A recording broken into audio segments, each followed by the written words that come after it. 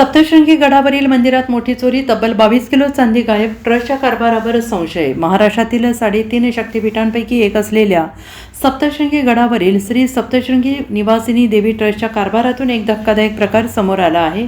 मंदिरातील नक्षीकामासाठी वापरण्यात आलेल्या चांदीमध्ये सुमारे 22 किलोची तफावत आढळली असून चांदी अपहार प्रकरणाने संपूर्ण राज्यभरात खळबळ उडाली आहे। या प्रकरणाची गंभीर दखल घेत नाशिक विभागीय आयुक्त कार्यालय आणि जिल्हाधिकारी कार्यालयाने सखोल चौकशीचे आदेश दिले आहेत। सामाजिक कार्यकर्ते विठोबा लच्छीराम ध्यानदान यांनी या संदर्भात प्रशासनाकडे पुराव्यासह तक्रार केली होती। जुन्या नोंदीनुसार मंदिरातील नक्षीकामासाठी 406 किलो चांदी वापरण्यात आली, मात्र प्रत्यक्ष मोजणी केली असता ती केवळ 383 किलो 703 ग्राम चांदी उपलब्ध असल्याचं आढळलं। अशा प्रकारे सुमारे 22 किलो 490 ग्रॅम चांदी गायब असल्याचं उघड झालंय। 25 मार्च 2026 रोजी प्राप्त झालेल्या अहवालानंतर विभागीय आयुक्त कार्यालयाने हे प्रकरण नाशिकच्या लाचलुचपत प्रतिबंधक विभागाकडे तसेच विभागीय भ्रष्टाचार निर्मूलन समितीकडे सोपवले आहे।